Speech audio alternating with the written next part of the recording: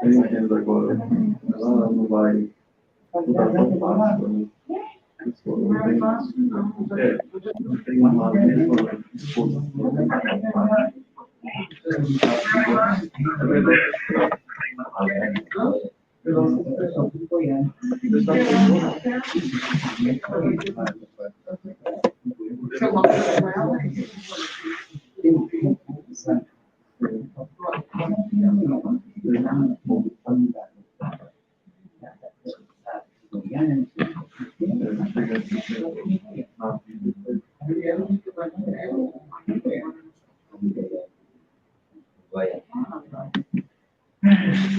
Bom dia a todos.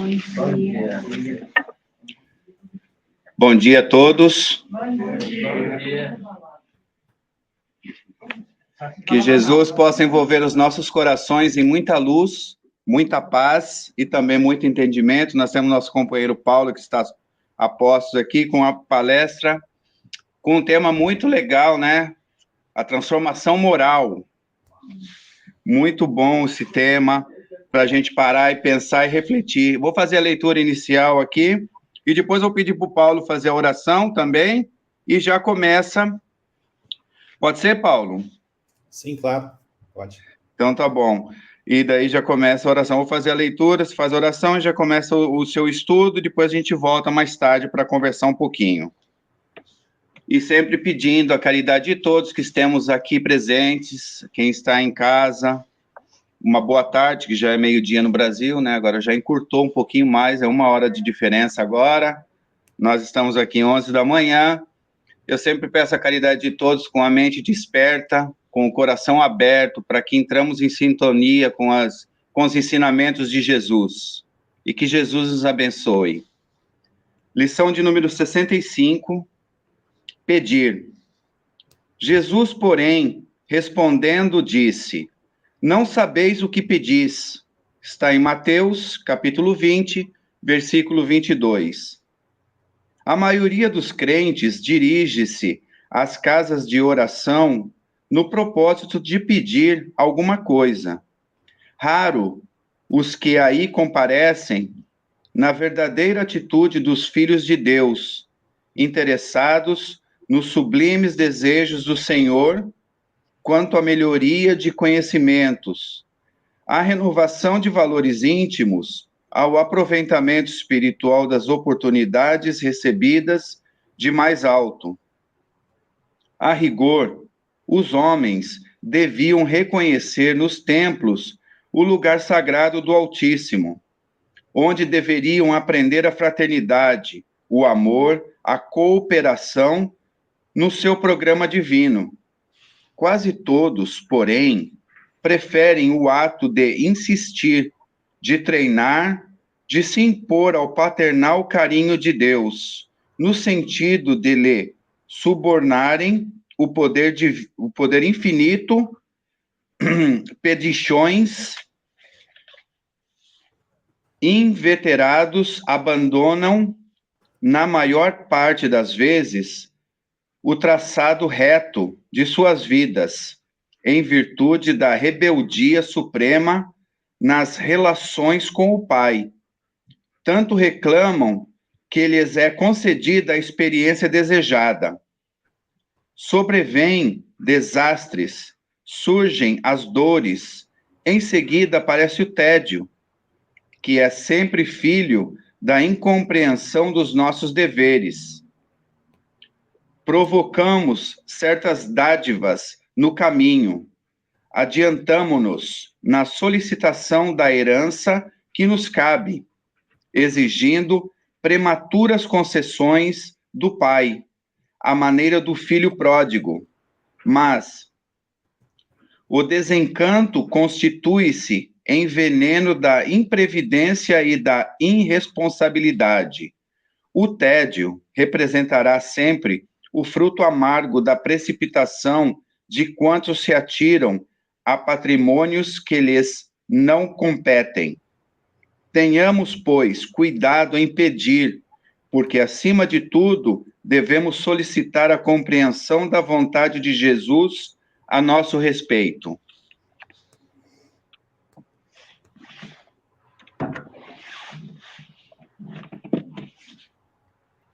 Muito bem. Convido a todos, então, após essa leitura, para que possamos unir os nossos corações, os nossos pensamentos, agradecer, como sempre, a Deus, nosso Pai, Jesus, nosso Mestre, a espiritualidade amiga da nossa casa de oração, os benfeitores espirituais, que possam amparar as nossas vidas, amparem a todos nós nesse instante, nesse momento de provação coletiva da humanidade. A espiritualidade amiga esteja conosco, amparando os nossos familiares, os nossos entes queridos, os nossos irmãos que passam imensa dificuldade nesse momento, e que, na manhã de hoje, possamos refletir, receber a intuição superior, para que possamos aproveitar e refletir na mensagem, no estudo da manhã de hoje. Se conosco, Mestre, por acréscimo de misericórdia, ampara todos nós, hoje e sempre. Graças a Deus, que assim seja. Muito bem. Bom dia, boa tarde a todos, pela diferença de fuso, de país. Estamos aqui sintonizados, né, no mesmo desejo de refletir e de aprender um pouco mais sobre a doutrina espírita. Em primeiro lugar, agradeço muito ao convite dos nossos irmãos, do Centro Espírita Amor e Luz, dos Estados Unidos, e que Deus abençoe a todos nós, aqueles que estão presentes e aqueles que, eventualmente, irão assistir à palestra futuramente. Bom, o nosso objetivo hoje é dissertar brevemente, porque esse tema é bastante amplo, sobre transformação moral e mudança de comportamento, para nós refletirmos se essas seriam a mesma coisa, né? O que há de comum entre essas coisas e se de fato nós estamos fazendo a transformação moral conforme a doutrina espírita nos diz. Então, Kardec, quando fala sobre o verdadeiro espírita, no capítulo 17, Sede Perfeitos, ele vai nos falar ali sobre transformação moral e esforço para domar as más inclinações. Ora, se eu domar as más inclinações, é natural que eu mude de comportamento. Mas se eu mudar de comportamento, eu de fato estou me transformando moralmente? Eu pergunto isso porque, em muitos casos, existem indivíduos que fazem uma transformação de comportamento, né? Ou seja, uma mudança de comportamento, perdão, sem efetivamente realizarem alguma transformação moral interna. Né? Então, mudamos fora, mas não nos transformamos por dentro. E nesse contexto, nós vamos discutir aqui algo que sempre está muito presente na doutrina espírita e no movimento espírita. Ou seja, um dos lemas da doutrina espírita é que fora da caridade não há salvação. Ora, então, se eu fizer a caridade, eu estou salvo de fato? O que significa essa salvação? Essa caridade que eu faço, ela me transforma realmente por dentro? Ou apenas ela mostra a minha necessidade de ser notado, de aparecer, de mostrar para o mundo todo que eu sou bom? Então, vamos refletir nesses itens, pensando se o amor cobre a multidão de pecados me torna alguém melhor? Ou apenas alguém que quitou a sua dívida? Como é que a gente pode entender isso? Então, vamos começar aqui falando sobre esse trabalho no bem, sobre essa efetividade que nós temos muito na caridade. Então, como é que isso funciona? Gostaria de trazer aqui para a nossa reflexão algumas frases que normalmente nós repetimos nas palestras, no movimento espírita, mas muitas vezes sem aprofundarmos e procurarmos entender o que de fato elas significam e se efetivamente nós estamos realizando alguma transformação moral dentro de nós. A primeira delas está lá na primeira epístola de Pedro, que no capítulo 4, versículo 8, onde Pedro diz assim: antes de tudo, exercei profundo amor fraternal uns para com os outros, porquanto o amor cobre uma multidão de pecados. E essa frase ela ficou muito comum na boca de todos nós, e frequentemente repetimos isso, né? O amor cobre a multidão de pecados. E alguns até atribuem essa frase a Jesus, mas na verdade quem disse foi Pedro. E passamos a repetir essa frase sem muito pensar no que ela realmente significa, né? E outra frase, uma citação que eu gosto muito, do Emmanuel, está no livro Perante Jesus, numa mensagem chamada Remuneração Espiritual. Então, a própria mensagem, ela já se intitula, ela já se descreve por si mesma, Remuneração Espiritual, né? Então, em determinado momento dessa mensagem, Emmanuel vai nos dizer assim, olha, toda vez que a justiça divina nos procura no endereço exato para que as leis divinas, né, ou seja, as sentenças que nós lavramos contra nós próprios, dentro das leis de causa e efeito, se a justiça divina nos encontra em serviço ao próximo, manda a divina misericórdia que a execução seja suspensa por tempo indeterminado. Olha que bonito isso, né? Então, se a justiça divina vai nos buscar no endereço exato onde nós nos encontramos, e manda ali cobrar, entre aspas, aquilo que nós estamos devendo para a lei, mas nos encontra trabalhando, né, em serviço ao próximo, manda a lei que essa cobrança seja suspensa por tempo indeterminado.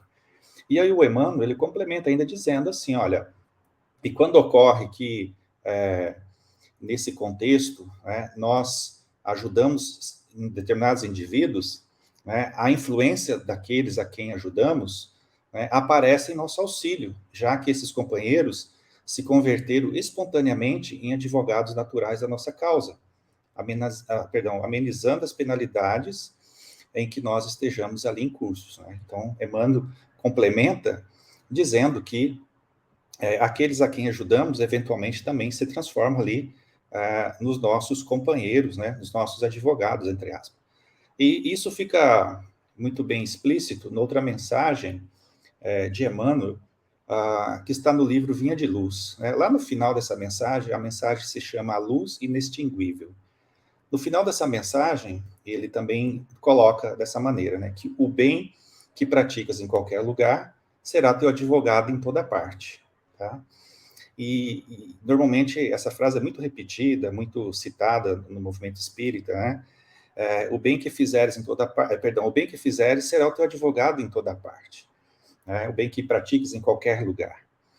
E aí veja, essas frases que nós acabamos de ler, elas nos dizem que fazendo o bem nós teremos benefícios, e não que isso resulte diretamente em transformação para melhor, ou seja, transformação moral, né? Então, essas três mensagens, elas falam de trabalho no bem e recompensa. Tanto é que a segunda mensagem de Emmanuel se chama remuneração espiritual, né? Ou seja, aquilo que nós vamos ganhar se fizermos o bem. Não fala em transformação moral, fala-se em fazer o bem, o trabalho semelhante. Isso irá refletir em nós como merecimento, mérito. E isso é muito diferente de transformação moral. Existe uma confusão muito grande e nós nos perdemos muito facilmente nesse contexto. É muito fácil nos perdermos nisso, né? Nós acreditamos que fazendo muitas coisas, principalmente a caridade material, nós estamos nos transformando para pessoas melhores. Quando, na verdade, com as mensagens citadas de Emmanuel e a Epístola de Pedro, nós estamos advogando a nosso favor. Nós estamos granjeando mérito, intercessão divina por nós. Mas isso não significa que nós tenhamos mudado por dentro. São coisas completamente diferentes, né? Podemos, por exemplo, ajudar em muitas atividades na casa espírita, na sopa, auxílio às famílias, atendimento fraterno. No entanto, continuarmos ainda extremamente orgulhosos, com uma dificuldade imensa em perdoar. Ou ainda continuarmos extremamente egoístas, acreditando que fazendo isso ou aquilo, eu estou ficando bem com Deus e garantindo um lugarzinho no céu. É o interesse pessoal, conforme a questão 895 do Livro dos Espíritos, que, segundo os Espíritos, é o sinal mais característico da imperfeição. Bom, vamos compreender melhor essa questão, então, né? Transformação moral é algo verdadeiro que ocorre por dentro. As mudanças de comportamento, elas são externas, né? Como nós já estamos falando aqui. Essa transformação moral que é dentro, certamente, né, ela resulta em uma mudança de comportamento, mas o contrário nem sempre é verdadeiro, né? Então, veja, a mudança de comportamento que é fora nem sempre resulta em transformação moral. E por que isso ocorre? Porque a transformação moral, ela diz respeito à mudança interna, à mudança real, que está relacionada não somente à nossa compreensão da lei de justiça, amor e caridade, né? Não apenas em cumpri-la, mas absorvê-la e compreendê-la em toda a sua essência, partindo inicialmente do dever e depois para a virtude. Isso é importante de refletirmos, porque não basta apenas não fazer o mal, é preciso fazer o bem. Mas é preciso também interiorizar o bem, né? São coisas diferentes. Porque às vezes, fazendo o bem, eu não me transformo moralmente. Eu estou fazendo por obrigação. Eu estou fazendo por dever, né? Então, a ação no bem significa que nós compreendemos a lei de Deus, que nós estamos executando. Mas muitas vezes, aí vale a reflexão. Será que não estamos executando por interesse, por medo, por dever? Ou porque, de fato, já compreendemos essa temática? Já solucionamos o mal que existe dentro de nós apenas por cumprir a lei de Deus? Porque nós funcionamos assim. Nós começamos fazendo por obrigação. E depois que entendemos o processo, nós começamos a fazer porque, de fato, nós nos identificamos com a vivência do amor, né? Então, essa mudança, essa transformação moral que vai acontecer dentro de nós, ela irá ocorrer quando eu for ao encontro da verdade. Mas qual verdade, Paulo? A nossa verdade, como espíritos, e toda a nossa complexidade psíquica, né? Então, essa mudança moral, ela vai ocorrer por esse despertar da consciência. E isso é um processo demorado, é um processo complexo, e depende de muitos fatores, não apenas de ações do bem. Ações do bem é um começo, né? É um ótimo começo, mas não pode parar aí. Então, como dito, né, existe uma componente de conhecer a nossa essência verdadeira, né, a nossa essência psicológica, psíquica. Então, nós sabemos o que é self, sabemos o que é sombra, como é que isso influencia a nossa vida, os nossos complexos, a nossa persona, o nosso ego. Nós temos dificuldade em entender essas coisas. Então, quando Kardec fala sobre domar as más inclinações, ele está falando sobre o contexto da mudança de comportamento. É o primeiro passo da gente se perceber na contramão da vida. Então, esse contexto diz respeito a uma mudança externa, que se fosse bem praticada e observada, certamente poderia resultar numa mudança interna, numa mudança moral. Então, quando Santo Agostinho fala sobre o que ele fazia quando ia dormir, na questão 919 do Livro dos Espíritos, ele está fazendo menção a essa mudança de comportamento, né, que em alguns espíritos pode resultar em mudança interna. Mas será que funciona para a gente? Então, são duas coisas distintas, né? Mudança de comportamento e transformação moral, né? Veja que nós, como espíritos, nós somos a construção de milhares de anos. Nós não vamos mudar a nossa essência do dia para a noite, ou da noite para o dia, apenas numa encarnação, né? Nós podemos fazer o que Santo Agostinho nos diz, para que a pouco e pouco nós possamos nos transformar moralmente. Mas mudar fora não é garantia de mudar por dentro. Aliás, tem sido um grande problema, porque nós temos mudado por fora e já acreditamos que nós estamos transformados por dentro, né? Então, nós criamos uma boa fachada e, na verdade, nós estamos criando ali uma fuga psicológica para não mudar por dentro, né? Porque mudar de repente, assumindo muitas vezes um grau de santificação, é um gesto de profundo desamor para conosco. Porque nós vamos nos impor uma postura falseada. Nós vamos exigir demais de nós mesmos e nós fazemos o processo de forma equivocada. Então, veja, quando eu ouço na casa espírita, numa palestra espírita, num estudo, que eu preciso ser bom, honesto, correto, humilde, caridoso, etc., o que é que nós fazemos? Quando nós ouvimos que fora da caridade não há salvação, o que é que nós fazemos? Quando eu ouço que o homem de bem é a nossa destinação futura, o que é que nós fazemos, né? Quando eu ouço que ser humilde é que é legal e que é interessante, que é a salvação, né? O que é que nós fazemos? Nós passamos a agir dessa maneira. Então, eu vou vestir a máscara do caridoso. Eu vou querer ser bom, caridoso. Então, como eu não dou conta, eu passo a imitar os passos de pessoas iluminadas, sem muitas vezes perceber que eu estou forçando o processo. Então, esse é o problema da persona, descrito por Carl Gustav Jung e Joana de Ângeles. Nós assumimos que somos essa persona. Então, nós vestimos a máscara do bem e passamos a nos identificar com ela.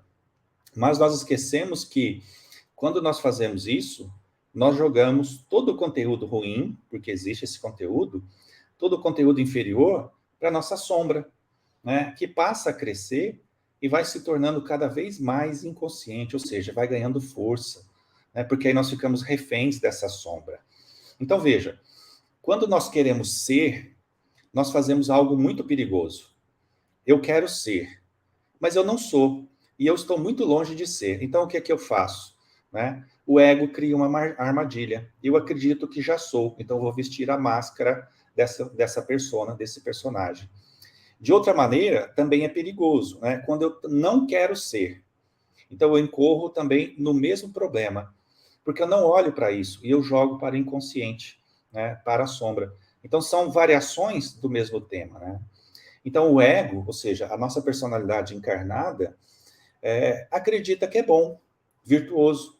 Então, daí, eu acredito que eu não sou mais egoísta, que eu não sou mais orgulhoso, e todas essas encrencas eu estou jogando para o inconsciente, e fica lá na sombra.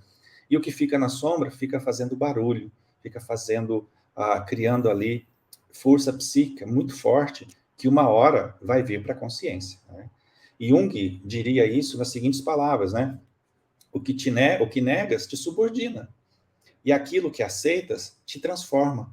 Então, o que o Jung quer dizer com isso? Que quando nós jogamos conteúdo reprimido para a sombra, eu não quero olhar o meu orgulho, eu não quero olhar o meu egoísmo, eu quero ser bom, eu quero ser altruísta, né? E aí esse conteúdo que vai para o inconsciente, ele fica lá e passa a dominar a nossa vida, e nós passamos agora a adquirir hábitos externos na tentativa de sermos aquilo que nós temos vontade de ser ou de não ser, mas que na verdade está ainda muito longe de nós. Daí nós nos tornamos escravos dos nossos aspectos sombrios. Nós acreditamos que a aparência, que a fachada que nós construímos por fora, é o que realmente nós somos. E aí está o grande erro. Nós continuamos ainda com muitas encrencas dentro, sem buscarmos efetivamente a transformação verdadeira, né?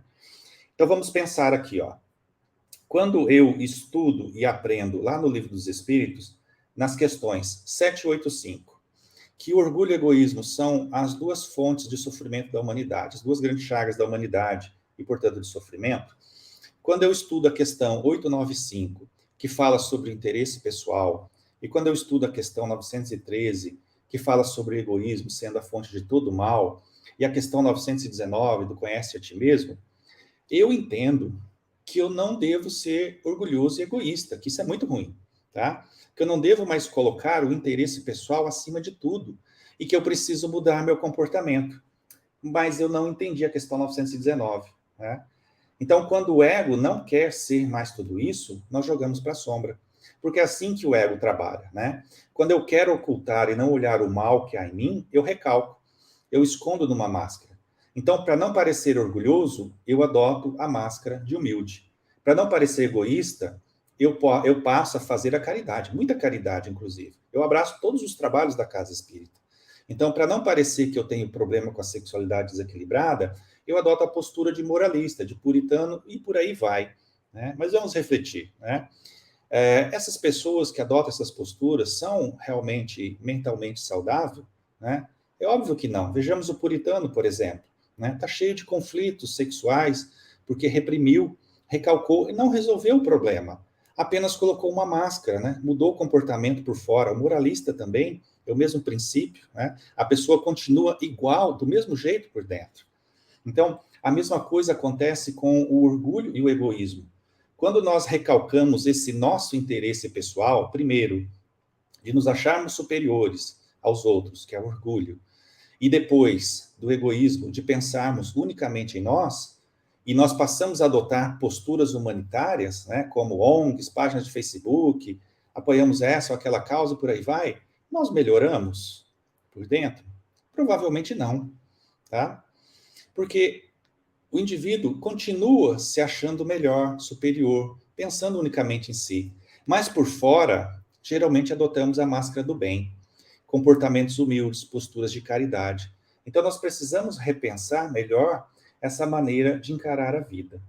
Então eu passo a exercer esse comportamento acreditando que eu já sou, mas em verdade eu apenas mudei o comportamento externo. Muitas vezes não houve mudança efetiva por dentro, transformação moral, porque eu nem entrei em contato com os conteúdos perturbadores da minha alma. Então, como dito aqui, o puritano adota a postura de santo, mas está cheio de desejo sexual reprimido. Como é que essa pessoa fica quando chegar no mundo espiritual com esse desejo? Né? O moralista quer dar lição de moral em todo mundo, apregoando leis, regras, mas por dentro, na sua intimidade, está conflitado. Né? Ele sente necessidade de fazer fora o que ele não consegue fazer dentro, porque ele é desonesto com ele mesmo, com as suas intenções, tem conteúdo sombrio. Né? Então, normalmente faz coisas fora da lei, mas procura compensar adotando uma postura moralista falseada. Né? Então, veja, por exemplo, os nossos irmãos que abraçam a política, adotam comportamentos e discursos moralistas, mas ainda estão muito, mas muito longe realmente desse discurso. Né? Então, por que adotaram esse comportamento? Eles estão se transformando moralmente? É óbvio que não. Né? E alguns de vocês pensarão assim, Paulo, mas política é diferente, nós somos diferentes. Não é não. Né? Eles só estão mais expostos. Né? Se as nossas vidas fossem expostas como a vida desses irmãos, talvez nós ficássemos numa situação muito difícil. Nós somos anônimos para o mundo, né? Mas dentro da nossa família, nós somos bem conhecidos, né? Se a nossa família pudesse falar, diria assim, mas o pessoal aí de fora do centro espírita não conhece esse seu lado. Se eles soubessem como você é aqui dentro de casa, né? Ninguém compraria essa sua fachada de humilde, de bom moço, boa moça, trabalhadora, etc, etc. Né? Veja, por exemplo, o perfeccionista, né? Ele quer ser perfeito, amanhã, se possível. Então, ele realiza isso que nós comentamos, né? Um gesto de profundo desamor para consigo mesmo, porque ele não respeita o seu tempo de maturação psicológica, afetiva, espiritual, e sofre muito, porque ele é ansioso, ele é controlador, porque ele não se conhece. Né? Ele precisa olhar o que está por trás disso. Né? Necessidade de controle vem da onde? Geralmente vem do medo, então ele precisa se conhecer. Então, veja, o ego usa esses artifícios porque é mais fácil assim. A gente não quer sair da zona de conforto. Então, quando alguém nos diz que nós somos egoístas, invejosos, orgulhosos, nós racionalizamos e dizemos o seguinte, mas eu ajudo muito na casa espírita. Aliás, eu não ajudo uma casa só, não. Eu ajudo aqui, naquele lugar, naquele estado, até país diferente, às vezes, né? Trabalhamos bastante. Né? Faço muitas palestras. Nossa, só esse mês eu tenho mais de 30 palestras, às vezes 2, 3 no dia. Eu dou passe, eu faço parte da diretoria, eu sou médium, eu sou dirigente, eu ajudo famílias carentes, reunião mediúnica e por aí vai. Né? Mas está cheio de gente com interesses diversos do movimento espírita. Né? Por que fazemos tanto essas coisas? Nos tornamos efetivamente melhores? Né? Então, tem muita gente querendo ir para o céu ou para as colônias só porque faz o bem. Porque ajuda nisso ou naquilo, porque faz palestra, porque faz live, porque acompanha live. Mas vamos pensar. E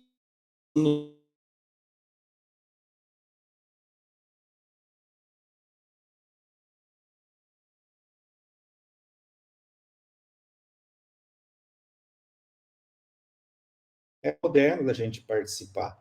Né? Então, veja, é verdadeiro o que nós estamos fazendo? Está resultando em transformação moral? Ok, né? Tá tudo certo. Continuemos assim. Mas, se nós estamos fazendo por interesse, para marcar pontinho com a espiritualidade, ou para aliviar a consciência culpada, não vai funcionar esse processo de transformação interna. Né? Isso não nos fará pessoas transformadas verdadeiramente, apenas nos faz pessoas cumpridoras de deveres. Né? Então, o indivíduo ele faz muitas coisas fora, mas e dentro? Né? Muitos transtornos de personalidade têm eco nesse comportamento, porque nós nunca olhamos para isso. Né? Nós ficamos ali fazendo muitas coisas fora, porque mexer dentro dá trabalho. E muitas vezes eu tenho que mexer em coisas que eu não quero mexer. Então, por exemplo, a pessoa tem mania de limpeza. Então, ela prefere limpar fora, tem uma obsessão com limpeza fora, porque limpar dentro dá trabalho. E ela sabe que precisa limpar dentro, mas ela não quer. A pessoa que tem mania de querer tudo arrumadinho, né? Tem toque. Por quê? Porque dentro está bagunçado. Então, como ela não consegue arrumar dentro, ela precisa manter uma certa organização fora para compensar. A pessoa que carrega culpas inconscientes, ela quer trabalhar igual um maluco na religião, porque acredita que assim ela vai resgatar os seus débitos.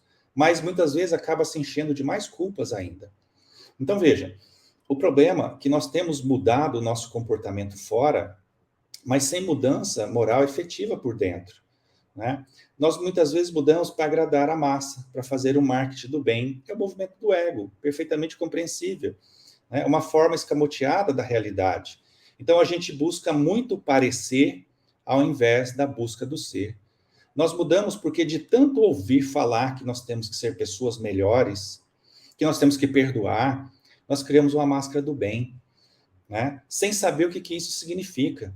Nós falamos de reforma íntima como se mudando de comportamento nós estivéssemos transformados moralmente, estivéssemos reformando a nossa essência. E não estamos. É um grande equívoco, né? Ora, a sua casa pode ter uma boa aparência por fora, mas e dentro? Ela está isenta de sujeira? Né? Às vezes está suja, às vezes tem esgoto entupido, vazando, né? Paredes carcomidas, um cheiro horrível, lixo para se jogar. Então, o interior está muito diferente do exterior. E é o interior que importa, né? Porque é dentro que nós moramos. É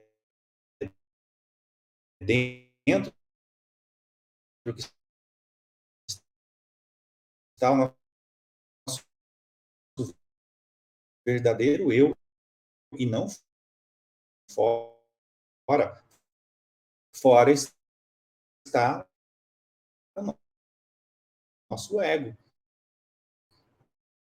né? Então, veja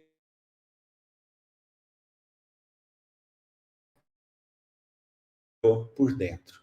E nos deixou a seguinte mensagem, além de tantas outras, obviamente, no seu livro Voltei. Ele diz assim: não se acreditem quitados com a lei, por haverem atendido a pequeninos deveres de solidariedade humana. Então, o que o irmão Jacó está querendo dizer? Né? Fazer o bem é importante? É, tá? Mas isso não significa que a gente esteja mudando por dentro. Como dito, podemos estar fazendo por medo, por culpa, né? Com interesse pessoal, né? Mas, efetivamente, não estamos trabalhando o nosso orgulho, não estamos trabalhando o nosso egoísmo. Isso é importante da gente pensar e refletir. Quantos de nós temos trabalhado muito na casa espírita, no movimento espírita, acreditando que isso é o bastante? Quantas pessoas abraçam a doutrina espírita valorosamente, dedicando-se praticamente todos os dias ao trabalho, assistência, etc, etc. Mas será que verdadeiramente isso está nos modificando por dentro? Quantas pessoas apenas fazem por obrigação? Quantos médios vão arrastados para os trabalhos mediúnicos, sem disciplinas, né? Com disciplina de horário, sem estudo, perdidos ali, achando, numa ilusão, que estão ali para ajudar a espiritualidade, porque não entendeu o trabalho mediúnico, né? Muitos acreditam que estarem ali em contato com o mundo espiritual já se transformaram moralmente. Às vezes a pessoa passa 30, 40 anos no trabalho mediúnico e não entendeu. Fica conversando 30, 40 anos com os mortos e não consegue esclarecer, ajudar um vivo sequer. Né? Quantos dirigentes também se perdem nisso? Né? E aí, vejam, muitos acabam desencarnando mal, arrastando-se no umbral, e vão perguntar onde é que foi que erraram. Ou ainda, como o irmão Jacó, vai desencarnar amparado pelo Bezerra de Menezes, claro, porque nós já falamos aqui que trabalhar no bem nos dá mérito, né? Faz com que a gente monetize, bônus hora, a gente tem o amparo e assistência da espiritualidade amiga. Então, o irmão Jacó foi amparado pelos espíritos superiores, foi para o mundo espiritual, amparado por Bezerra, foi para a colônia. Mas como é que ele ficou na colônia? Bem? Não. Mal? Porque ele nunca trabalhou dentro, ele continuou igual. Né? Então, vejam, esses nossos irmãos trabalham fora, nós trabalhamos fora, fazemos o bem, isso nos dá mérito, mas nem sempre nos transforma moralmente. Né? Divaldo Pereira Franco, pelo espírito Manuel Filomeno de Miranda, tem um livro onde ele relata casos de espíritas que falharam nesse sentido. Tormentos da Obsessão, que fala sobre o nosocomio espírita, que é dirigido ali por Eurípides Barçanufo e outros espíritos nobres, e eles recebem ali espíritas que trabalharam muito no movimento espírita, muito mesmo, tá? Fizeram muitas coisas, mas sempre fora. Muitas vezes fazendo com a direita e mostrando com a esquerda, né? Outros usando a tribuna espírita para se autopromoverem, para divulgar os seus trabalhos como médicos, psicólogos, investindo em campanha pessoal de autopromoção para ganhar dinheiro, né? E muitas vezes até abandonam o movimento espírita, porque já conseguiram o que queriam, a promoção, são conhecidos, são famosos, então agora as pessoas vão ganhar dinheiro com essa fama, investindo em outros assuntos. Outros se utilizaram do atendimento fraterno para seduzir, para corromper pessoas nas suas dores. Então a lista é imensa, tá? Leia o livro, é um livro muito interessante. E aí, vejam, dentro desse contexto, nós, trabalhadores do movimento espírita, da casa espírita, nós viramos fazedores de tarefas, nos apegando aos rituais da casa espírita. Nós ficamos presos ainda aos velhos rituais de muitas vidas, né? Vou chamar isso aqui de igrejismo, ou seja, nós viramos ritualistas do movimento espírita e do movimento religioso em geral. Nós cumprimos a cartilha do religioso, mas isso resulta em transformação moral interior, né? Jesus nos falou sobre esse assunto no Evangelho segundo o Espiritismo. Kardec colocou lá no capítulo 8, os puros de coração, né? Jesus se volta ali para os fariseus e muitos que o acompanhavam e os chama de sepulcros caiados, né? Mostrando que por fora está branquinho, está bonitinho, é a aparência, é a mudança de comportamento, é a fachada boa, mas por dentro, o que um sepulcro tem dentro? Um cadáver, putrefação, um cheiro horrível. E aí Jesus vai nos dar a lição daquilo que entra e sai da boca. Jesus ali fala da hipocrisia dos fariseus, ou seja, vós outros tende muito cuidado em cuidar do exterior do copo, do talher e do prato, né? Ações exteriores, a fachada, o marketing, né? Mas os vossos corações permanecem cheios de roubos e de iniquidades. Como sois insensatos? Não é o que entra pela boca que enlameia e conspurca o homem, mas sim o que sai da boca. Porque o que sai da boca sai do seu coração. E é aí que moram todos os males, todo o ódio, etc, etc. O que Jesus está nos dizendo? Não adianta ter essa fachada, ter esse comportamento bonito, polido por fora, se por dentro, né, a religião não causou nenhuma transformação moral no indivíduo. Nós vemos isso muito claramente no livro Paulo Estevão, né? Quando ele vai visitar a Casa do Caminho, um senhor, ali um doutor da lei, né, que se diz conhecedor da lei de Deus e cumpre a lei em toda a sua essência, etc, etc, mas não consegue ter um gesto de amor, de misericórdia, como ele vê ali na Casa do Caminho. E ali começa a sua, né, digamos assim, o seu caminho, a sua transformação, porque ele fica chocado com aquele contexto. Gamaliel é o primeiro a perceber, né, o seu mestre, e ele vê ali gestos de amor na prática, e não apenas no discurso, não apenas na aparência. Então vale a pena a gente pensar muito nisso, né?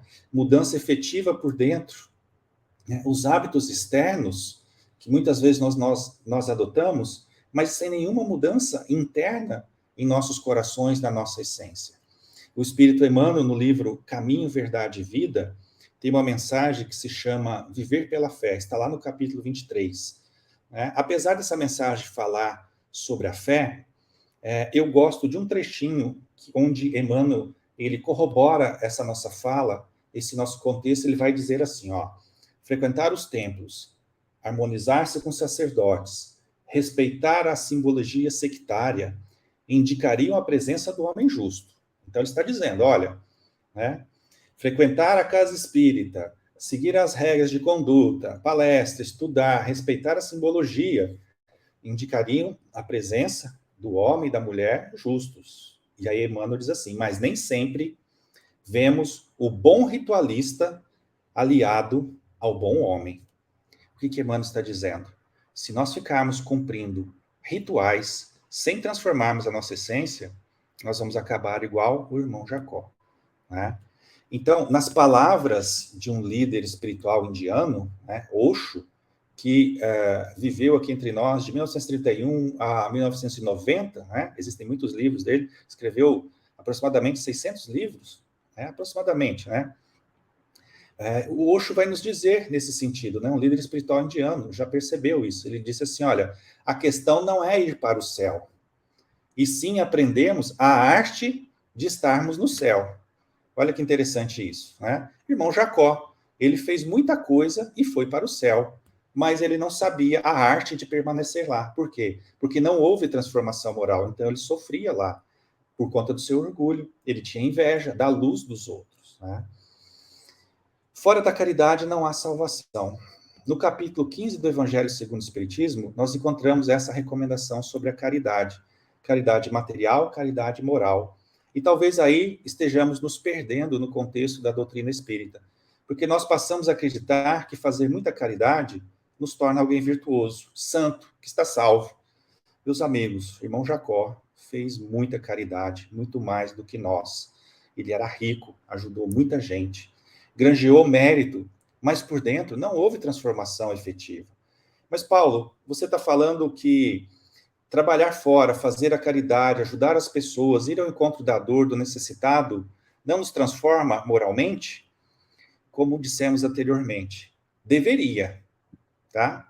Porque, como diria o Chico Xavier, é entrando em contato com as dores do nosso irmão que nós vamos tocar as fibras íntimas do nosso coração, da nossa alma. É percebendo que existem pessoas que sofrem mais do que nós iremos perceber o quanto nós somos egoístas e orgulhosos.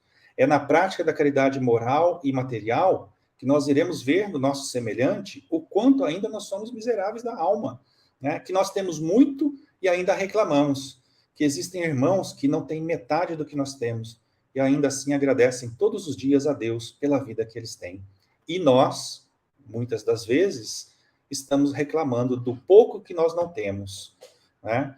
Eu tenho uma casa, mas eu fico incomodado que eu quero ter um sítio, eu quero ter outra casa, eu tenho 2 carros, mas eu quero ter um terceiro carro, eu tenho um emprego, mas eu preciso de um segundo emprego, né? E aí nós vamos criando dificuldades, karmas desnecessários que não estão na nossa programação.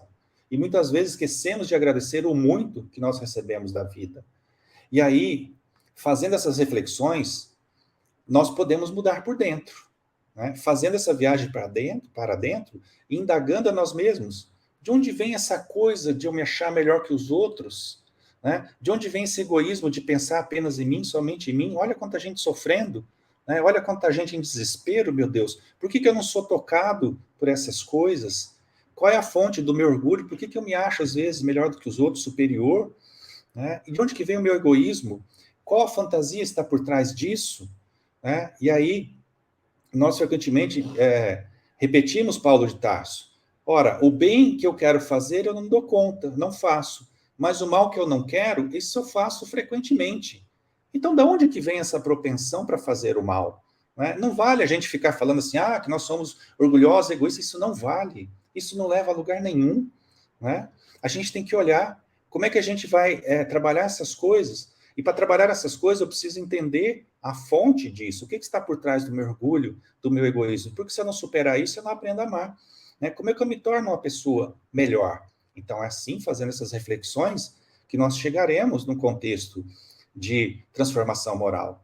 Porque, muito provavelmente, nós estejamos ensinando errado aos nossos irmãos, dizendo, ame teu próximo, como se isso fosse um decreto, e a pessoa não consegue amar, e ela fica mal, porque ela não dá conta, ela está com raiva, ela está magoada, e a gente fala para a pessoa, ame, como é que ela vai amar? Ela não dá conta, aí ela começa a falsear. Nós começamos a fazer isso, porque nós lemos que temos que perdoar 70 vezes, 7 vezes, e nós não entendemos isso. E a gente falseia o processo, porque nós estamos quebrados por dentro. Então a gente precisa consertar a nossa essência para a gente começar a se amar, né? E para a gente começar a se amar, a gente tem que se conhecer. Tem que haver essa transformação interna. Muitos querem fazer essas coisas, né? Caridade, principalmente, acreditando que estão amando ao próximo. Mas é um amor forçado, às vezes com raiva, quase que uma obrigação. Para alguns, chega mesmo a ser um sofrimento. Conheço muitas pessoas nesse contexto. Vão arrastadas para a casa espírita, né, para fazer a caridade. Mas por quê? Porque o indivíduo, e aí me incluo também nesse contexto, não compreendeu que ninguém vai amar a seu semelhante a Deus se não aprender a amar-se antes. E amar a si mesmo, meus irmãos, passa por essa coisa de olhar para dentro, dessa viagem para o nosso interior, essa busca de nós mesmos, da nossa essência verdadeira, quem realmente nós somos e não quem nós gostaríamos de ser, são coisas diferentes. Então, devassar o nosso mundo íntimo, que está em nós, é um grande desafio. Por isso o ego usa dessas armadilhas que frequentemente nós temos caído. Joana de Ângeles, no livro Autodescobrimento, vai nos dizer que a maior caridade consiste em tirarmos o ego do centro do comando. Essa frase é muito interessante, pois a mudança de comportamento é do ego. O ego procura enganar-se, assume comportamentos que parece que são reais. Então, se orgulho e egoísmo são as duas grandes chagas da humanidade, então o que o ego faz? Ele procura adotar comportamento de humildade e de caridade, né? Humilde e caridoso. E isso é muito ruim, porque quando o ego faz isso, joga para a sombra, né, o nosso orgulho e o nosso egoísmo, e eles ficam lá, sem luz. E eu passo a viver a vida acreditando que por ter mudado de comportamento, eu já me transformei. Mas, na verdade, eu só assumi um comportamento, eu só vesti uma máscara. A minha essência continua igual, sem mudança efetiva, como o irmão Jacó, né? Então, veja, vale a pena nós pensarmos e refletirmos sobre isso, né? A Joana de Ângeles, ela vai falar algo muito significativo nesse contexto. Ela vai dizer assim, olha, antes de querermos atingir a santidade, nós precisamos primeiro nos humanizar, né? O que ela quer dizer com isso? Ela quer dizer que nós precisamos assumir a nossa inferioridade e trabalhar em cima dela. Perceber de onde que vem meu orgulho, de onde que vem meu egoísmo e trabalhar essas coisas. E não fingir que fazendo muitas coisas nós já somos pessoas melhores. Isso é mudança de comportamento. Daí vem a pergunta, nós fazemos essas coisas? Nós entendemos que o trabalho fora deveria melhorar a nossa essência, despertando o nosso Cristo interno? Então, o ego, que é o nosso eu encarnado, ele entende que o self, né, o nosso eu superior, o Cristo interno, o espírito, está pedindo? Provavelmente não. Ora, mas se você consegue fazer e tem essa compreensão, ok, está no caminho certo, continue, né? A nossa fala aqui não é para repreender, puxar a orelha de ninguém, é uma reflexão para todos nós, né?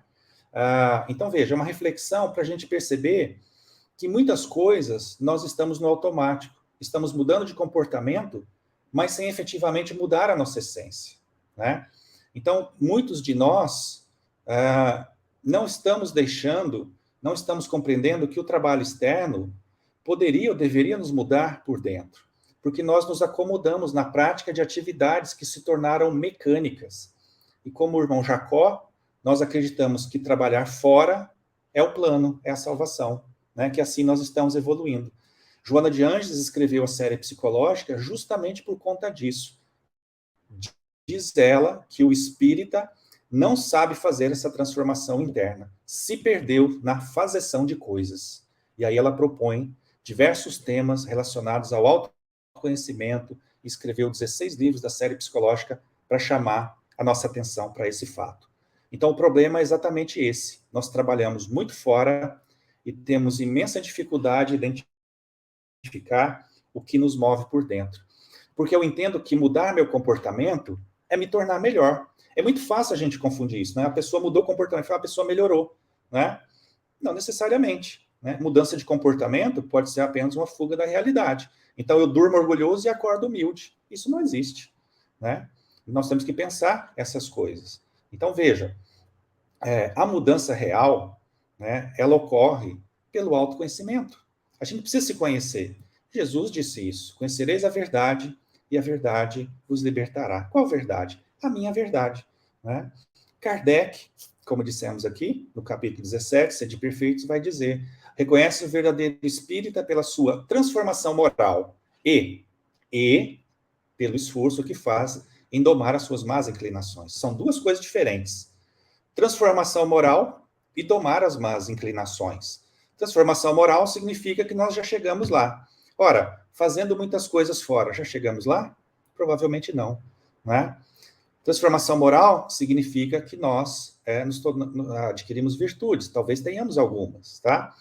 Pode não ser plena. Nós transitamos muito bem em alguns setores da vida, mas existem outros que exigem um trabalho interno imenso.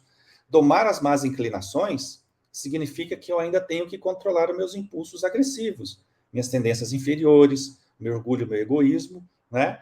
Mas olha só, para domar as más inclinações, eu preciso saber quais são as más inclinações.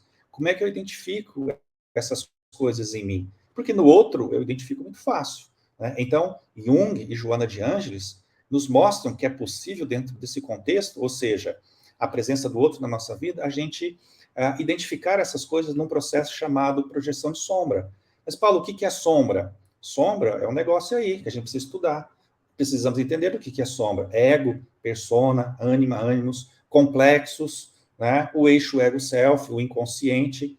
Nós vamos saber dessas coisas pelo autoconhecimento, porque tudo isso está em nós. Se nós não compreendemos essas coisas, dificilmente nós entraremos em contato com a nossa verdade e dificilmente nós nos tornaremos livres, como propõe Jesus. Então, a transformação moral, ela ocorre muito mais rapidamente pelo autoconhecimento. Quando vou ao encontro dos meus complexos, da minha sombra, e entendo o que me move. A causa causal do meu orgulho e do meu egoísmo. Qual é a causa do meu orgulho e do meu egoísmo? De onde é que vem isso? Você sabe?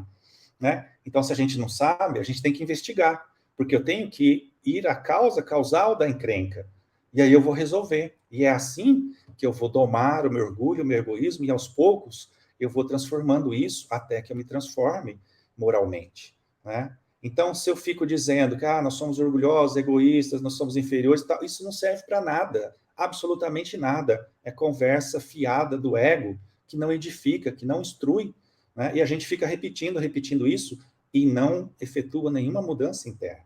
Então, isso ocorre dentro daquilo que Jesus preconizou, conhecimento da verdade, a minha verdade, a verdade dentro de mim, quem eu sou, o que me move, e não quem eu acredito que sou, né? Os meus complexos. Então, eu preciso conhecer a mim mesmo para que eu efetue a transformação moral. O ego imaturo quer segurança, conforto, prazer, né? E isso dá margem ao egoísmo, ao orgulho. Ele não tem interesse em processo profundo da alma. O ego não entende que é servidor e não o senhor da empreitada. Então, o self, ele vai fazer essa manutenção. E aí nós compreendemos, já partindo aqui para o final da nossa fala, para não nos alongarmos muito, que a mudança externa, a mudança de comportamento, ela é importante. Não estamos dizendo que não seja, mas nós não podemos ficar aí. Nós temos que dar um passo a mais para a transformação moral. Então, ela nos é útil por um tempo, mas chega-se outro tempo, o tempo de caminhar para a luz, em que nós precisamos mudar verdadeiramente por dentro, para que a mudança por fora seja uma consequência da mudança por dentro. Então, aí está o nosso roteiro evolutivo, que pode muito bem ser sintetizado na parábola do filho pródigo, né? O autoconhecimento é esse caminho para a transformação moral que irá ocorrer quando nós começarmos a tornar os nossos conteúdos inconscientes conscientes.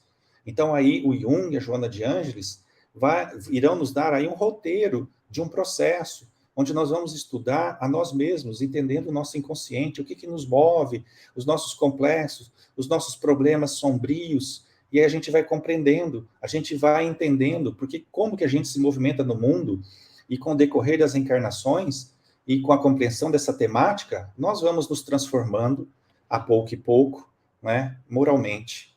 Transmutando, conforme nos explica Chico, o orgulho e egoísmo, que também é amor, né? Mas para depurar agora, para que o amor ele possa viver na sua essência verdadeira dentro de nós, né?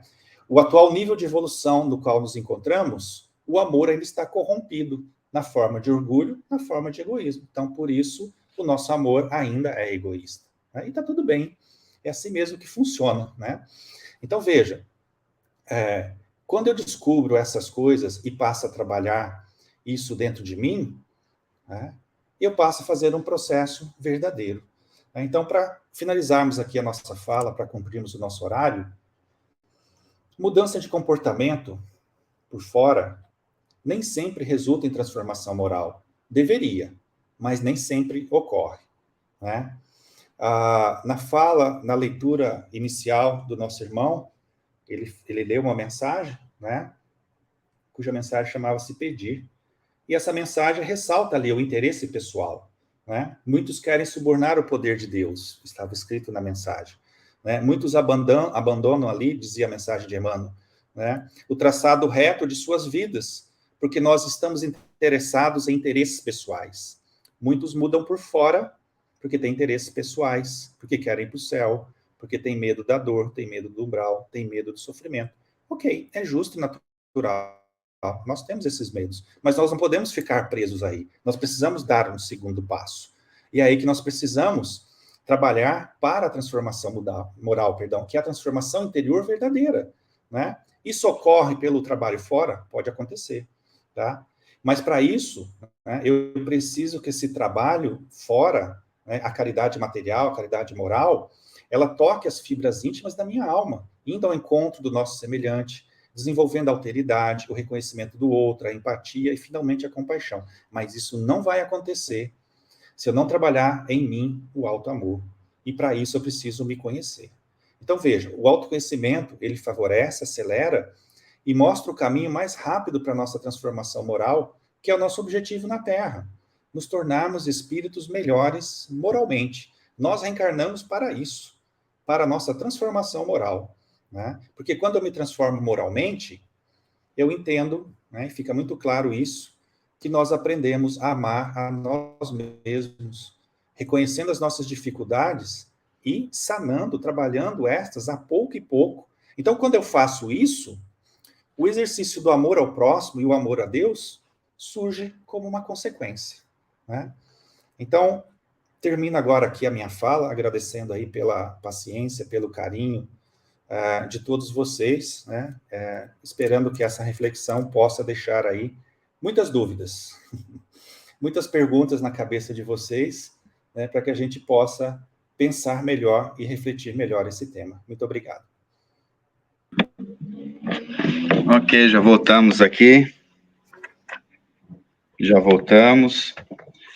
Paulo, obrigado. Eu estava ali sentado ali, eu estava pulando da cadeira já, viu?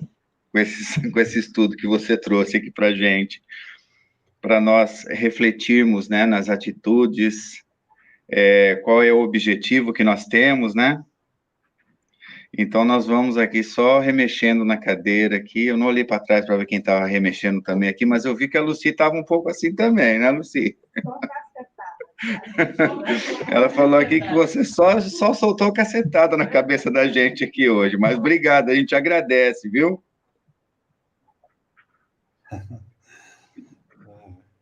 Não era essa a minha intenção, não, me desculpe, era só para a gente... Não, mas é uma coisa boa, é uma coisa boa, não é ruim, não. Né? Assim, viu?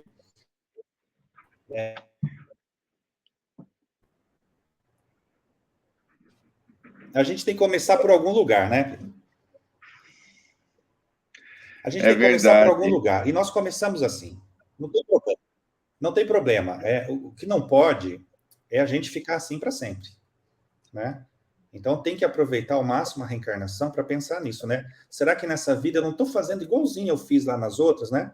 Ou seja, eu era católica, eu ficava lá fazendo tudo aquilo lá, mas nunca me preocupei em realmente me transformar por dentro, que é o grande objetivo da reencarnação. A gente reencarna para isso, né? A gente reencarna para se transformar moralmente, não é para brilhar no mundo, né? A matéria é meio, não é fim. Né? É meio. A matéria, o mundo material é meio para que o espírito atinja o fim. Qual que é o fim? Por isso que é importante a gente pensar nisso. Né?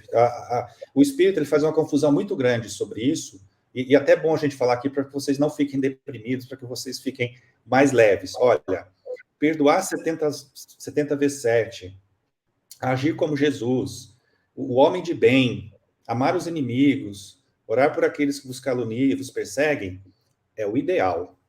O ideal. Não é para agora. É o ideal. Não tentem fazer isso agora, que vocês não vão dar conta. Ou seja, o que é possível fazer? O que é possível fazer? Eu só consigo fazer isso aqui.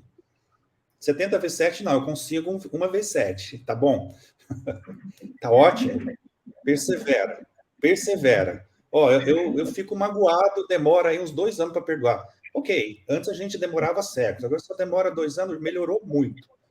Persevera, persevera, que vai chegar uma época que a gente nem magoado vai ficar, a gente vai entender, né, que não é pessoal, que as pessoas fazem, etc. Então, assim, é importante a gente perceber isso, né? Existem premissas evangélicas que estão no evangelho muito bem postas, que são ideais a serem atingidos. O que você dá conta? Eu só dou conta disso aqui, ótimo. Continue trabalhando e não a gente assumir a capa que a gente já dá conta daquilo. Porque senão a gente sofre. Não, eu perdoei. É muito comum a gente ver isso. A pessoa fala assim, meu irmão, me perdoa. A gente fala assim, imagina, eu nem fiquei magoado. Ficou sim. Ficou. Assuma, não tem problema. Isso não vai fazer, não nos faz pessoas horríveis. Apenas nos faz aquilo que a Joana fala. Nos faz humanos. Precisamos assumir a nossa humanidade.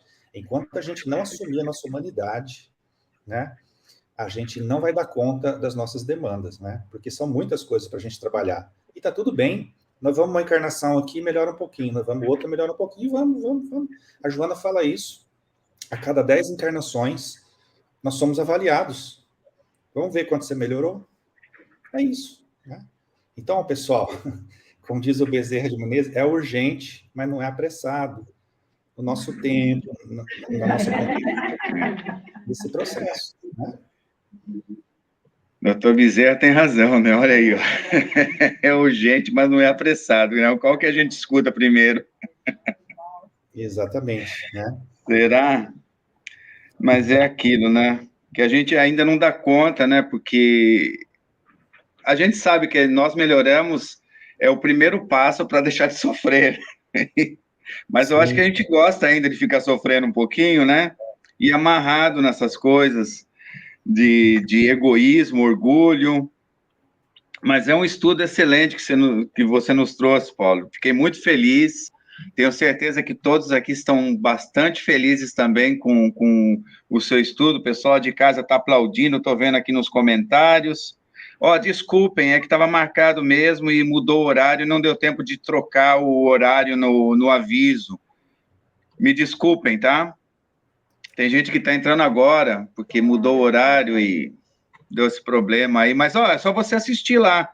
Tá gravado, vai ficar gravado no YouTube e vocês podem assistir. Eu recomendo, porque foi um estudo maravilhoso que nos traz para pensar, né? E ainda ele tirou uma parte do meu estudo que eu vou fazer aqui na palestra. Eu tenho que brigar com você, Paulo. Você entregou o que eu ia falar aqui, mas tudo bem, de uma partinha da Casa Espírita, que o Manuel Filomeno de Miranda disse aí, muito importante.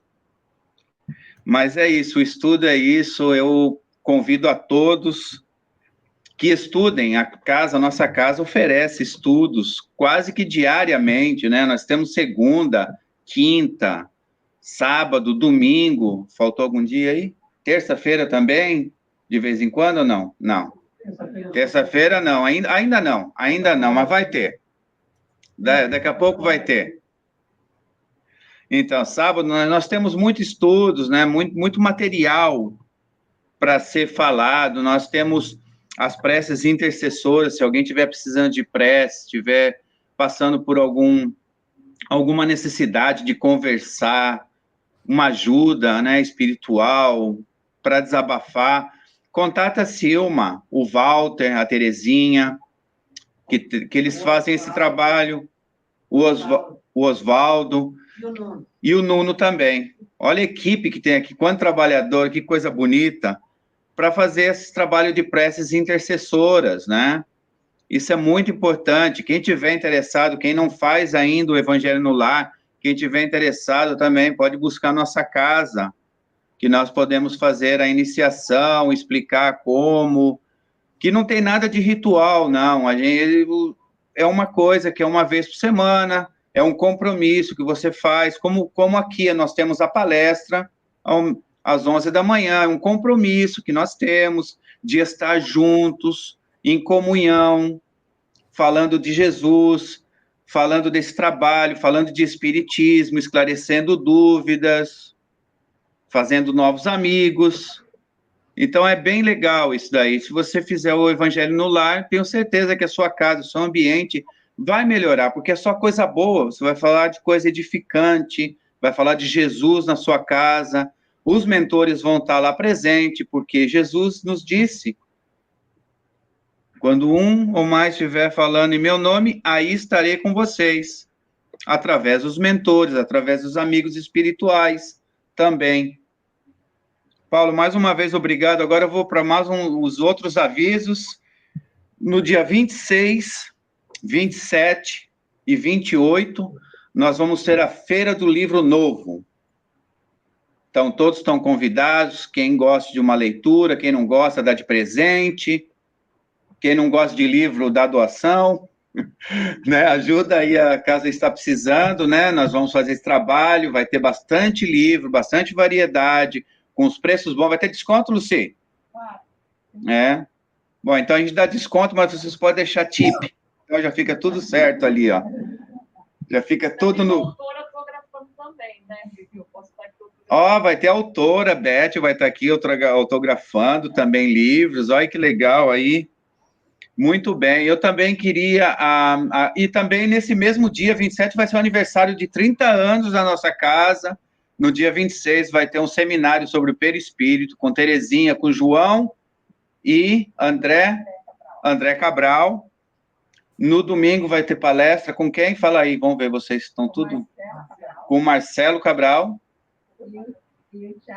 E o teatro do Centro Espírita Amor e Luz, com Silma na direção. Olha só, que maravilha, hein? E eu também queria agradecer, ontem nós tivemos um trabalho aqui, maravilhoso, que nós fizemos a sopa, né, o Stone Soup, né, que é um nome até figurativo, a gente sempre brincava, sopa de pedra, né, mas é o Stone Soup, é uma iniciativa dos jovens do Amor e Luz, que nós fizemos essa sopa, vendemos, vamos arrecadar o dinheiro e vamos mandar todo para Petrópolis, para esse povo que sofreu esse acidente lá, né, essa tempestade que tirou a vida de muita gente, ainda tem muita gente que está sem moradia, está vivendo em albergues, está vivendo na casa de amigos, que perderam tudo que tinha e até o que não tinha perderam, né? Terezinha, por favor. Não, é do Jovem da Morim. Ídolos Divinos. Ídolos Divino? Oh, não, eu vou comentar aqui. Não vou esquecer deles, não. Imagina, vieram em peso para cá, não. Não tem como, não tem como. Então, e foi vou falar agora, já uma colaboração do Centro Espírita Luz Divina. Vieram também as coordenadoras de lá, né, da evangelização, nos ajudar, nosso agradecimento. O Oswaldo esteve com nós o tempo todo aqui. Os jovens que estão ali, eu vou até mostrar, estão ali na paredinha ali, ó. Dá um tchauzinho aí. Nossas formiguinhas ali, ó. Fizeram a sopa, fizeram um trabalho maravilhoso, né? Um trabalho maravilhoso. Olha, merece um aplauso, olha só. Que iniciativa maravilhosa que eles fizeram aqui. Eu estava lá também. Eu estava ali também, a gente está ali trabalhando, eu e o Oswaldinho trabalhando bastante. A Ana Lu, não podemos esquecer, a Ana Lu fez de tudo para dar certo, né? Ela fez essa coordenação, falou com todo mundo, com todos os centros da região, para que nós nos juntarmos para fazer esse trabalho. Então, é uma coisa maravilhosa. O nosso agradecimento aos jovens do Luz Divina, aos coordenadores dessa casa que ajudaram na limpeza, para cortar, para guardar, para empacotar, para fazer de tudo, né? O nosso muito obrigado. E também um outro avisinho aqui, o que vai ter de almoço hoje, Alice? Está todo mundo com fome já passou do meio-dia. O que nós vamos ter hoje lá, Terezinha? Ui, meu Deus, nem fala isso, eu não posso, gente. É iluminado, não engorda, não? É 100% iluminado? Ui. Esse almoço vai estar bom. Bom, obrigado. Então, estão todos convidados ao almoço ali. Nossa Senhora. Paulo, desculpa, você não vai poder estar aqui almoçando com a gente, ó. Desculpa, a gente manda para você os fluidos só da comida, tá? Muito obrigado mais uma vez, Paulo, pelo seu carinho, pelo seu amor com essa casa, pelo seu tempo de estar aqui conosco, nos ajudando nesse trabalho. É muito legal mesmo. E essa palestra eu vou ter que assistir de novo em casa, porque foi muito boa, muitas informações do Evangelho. Suas considerações finais, por favor, Paulo. Eu agradeço, né, pelo carinho, a recepção de vocês, né, espero, como eu disse, que essa mensagem possa gerar alguma reflexão em todos nós, para que nós não fiquemos sempre nesses atos mecânicos que comumente nós nos entregamos, né, que são valorosos também, mas a gente precisa dar um passo além, a gente precisa verificar se a gente está efetuando essa transformação verdadeira dentro de nós, e para isso a gente tem que se conhecer. Então, sugiro, né, uma sugestão só, tá? Estudarem a série psicológica da Joana, que ajuda muito, principalmente o livro O Autodescobrimento, que vai fazer com que a gente pense e reflita muitas coisas a respeito do contexto evangélico, né? Não dá para a gente evoluir moralmente sem a gente se conhecer psicologicamente, né? Então, muito obrigado e que Deus abençoe a todos vocês aí nesse grande trabalho que vocês fazem aí na outra pátria, nossa pátria irmã, que também tem muito afeto, muito carinho por todos aí, tá? Muito obrigado mesmo, que Deus nos abençoe. Que Deus nos abençoe. Obrigado. Agora eu vou chamar aqui para a nossa parte final. Oswaldinho, você levantou a mão, desculpa. Não. Tá tudo certo? Tá bom, então. Quem levantou aqui? A Alice e a Terezinha. Avisa aí que quem quiser levar sopa, ainda tem sopa para ser vendida. Tá bom, então. Ainda tem a sopa para ser vendida. Dá para mandar para o Brasil ainda? Podem colocar no FedEx? O Paulo está pedindo uma aqui já. Ó. Terezinha. Avisa ao pessoal, alguns já sabem, que a gente tem um estudo da Joana de Ângeles, eu queria falar. Estamos estudando o autodescobrimento. Isso, olha só aqui. Todos os sábados, das 10 às 11. Então, dos sábados é online, e aqui também, presencial e online ou só online? Presencial. Tá bom. Então, é presencial e online, a Terezinha está falando que nós temos o estudo da Joana de Ângeles, autoconhecimento, autodescobrimento. E autodescobrimento, que já está aí, que já tem o tema da palestra, é sobre isso, né? Que bom, se alguém tiver interessado. Que horas que é? Sábado, de 10 às 11. De 10 às 11h15, horário daqui dos Estados Unidos. Aí no Brasil vai ser 11h15, 11 às meio-dia e 15. É, 1 hora agora, adiantado lá no Brasil. Então, aqui vai ser 10, lá vai ser 11. Ok? Todos estão convidados. Vamos para a nossa parte final, que é a oração e os passes. Paulo, sinta-se passado também. O nosso passe vai todo para você aqui. Todo mundo está mandando vibração para você aqui de amor e de agradecimento. Sueli, você faz a nossa oração final? Então, Sueli, vem para cá e depois nós vamos diretamente para o passe, agradecendo a todos a presença, que Jesus possa envolver o coração de todos aí em casa, quem está no Brasil, em muita luz e muito entendimento, que a gente precisa entender esse evangelho aí mais forte.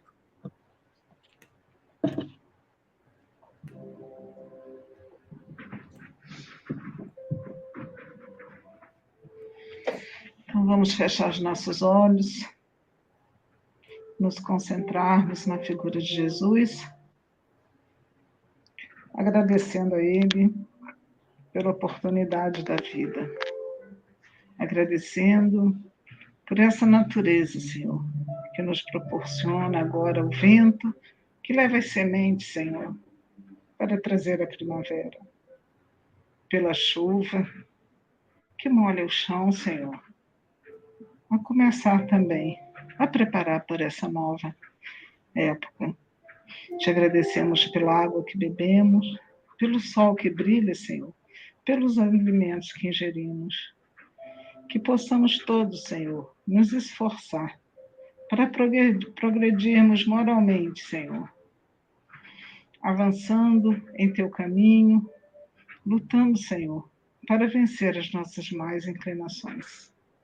Que possa o Senhor estar conosco hoje e sempre. Que assim seja. Sim.